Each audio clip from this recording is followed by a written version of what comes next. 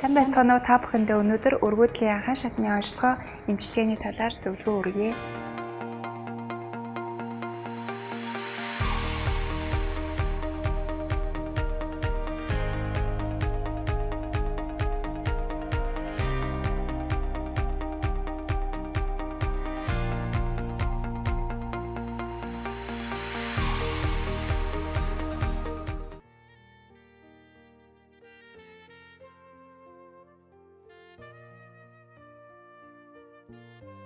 Хосууд маань хамтдаа 6 сараас 1 жилийн хугацаанд хамт амьдраад жирэмслэхгүй бол яралтай одоо нарийн төрөлжсөн нарийн мэрэгжлийн эмчит үзүүлэх шаардлагатай байдаг.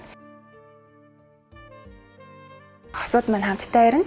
За ингэхдээ эмэгтэйчүүд маань хамгийн түрүүнд одоо өндөгчнийхээ нөөцийг тодорхойлох шинжилгээг өгдөг. За энэ маань болохоор сарын тэмдгийн мөчлөг харгалзахгүйгээр цуснаас одоо авч шинжлэх боломжтой байдаг. За энийг үзснээрээ өндөгчний одоо хариу урвалыг харах одоо боломжтой байдаг.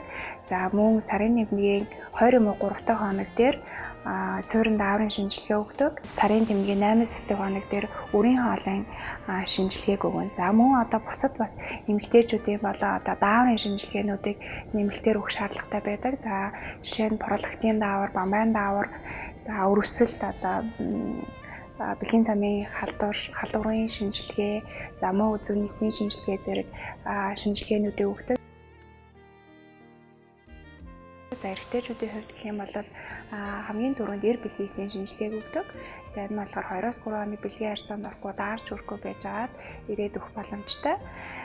За энэ шинжилгээгээ хараад одоо нэмэлт одоо шинжилгээ шаардлагатай бол цаашид одоо дааврын шинжилгээнүүдээ авдаг. За мөн сүүлийн үед одоо эр бэлгийсгүй буюу азиспермийн онцтой эрэгтэйчүүд одоо их байгаа. За энэ үед болохоор суурин дааврын шинжилгээ дээрээс нь нэмээд одоо хромосомын шинжилгээ, за эгэр хромосомын жижиг делеци, микроделешн гэж хэлдэг. За ийм шинжилгээнүүдийг авдаг байгаа. Хугацааны хувьд гэх юм бол хүн бүр одоо харилцан адилгүй. Учир нь гэх юм бол тухайн хүний одоо өргөдөл төрөж байгаа шалтгаан нь юу вэ те? Эрэгтэй шалтгаантай байна уу, эмэгтэй шалтгаантай байна уу, хоёулаа нийлээ хавсарсан шалтгаантай байна уу те? Энээс хамаарат эмчилгээний маань үр дүн за эхний сарда амжилттай жирэмслэх хүмүүсээ те магадгүй 2-3 сар, магадгүй 1-2 жилч одоо зарцуулах тохиолдол байдаг. Хамгийн гол нь эмнэлэг эмч за шинжлэх ухаанд итгэж тэгснээрээ төссөн үр дүндээ хүрэх одоо боломжтой байдаг. Энэ болохоор нэгдүгээр одоо цаг тодорхойлох эмчилгээ байдаг. За хоёрт болохоор эр бэлгийс цацах ажилбар. За яхаарахгүй нөгөө үр шилжүүлэлт суулгах заалттай хүмүүс байдаг. За энэ гуурсны ч шалтгаантай, умаа шалтгаантай за нөөц нэгэд багассан ч юм уу те эдгээр хүмүүс байх юм бол та шууд IVF эмчилгээ мэдлэлтэй байгаа.